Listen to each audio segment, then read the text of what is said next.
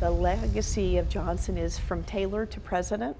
He went from a very poor young man to a tailor through many years of being a public servant and holding every office to the presidency. Born in Raleigh, North Carolina, and moving through several frontier towns as an apprentice to a tailor, Andrew Johnson settled in Greenville, Tennessee before the start of his political career. He was a strong believer in the Union and became military governor. During the Civil War, he later on would be Lincoln's vice president, and with the assassination of Lincoln, became the 17th president of the United States. And after his term as president, he returned to his home in East Tennessee.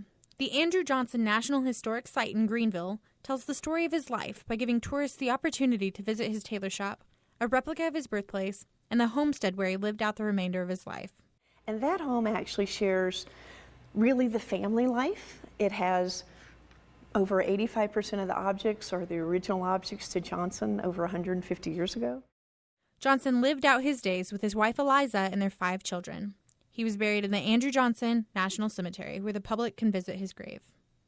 The Johnson Cemetery was originally a family cemetery. It's up on Signal Hill, and he would say that he would like to be buried in a park-like setting. He wanted to be buried with 3 things: the Constitution, which he revered, being surrounded by the American flag, which he believed in tremendously, in the young American country, and actually with the Bible.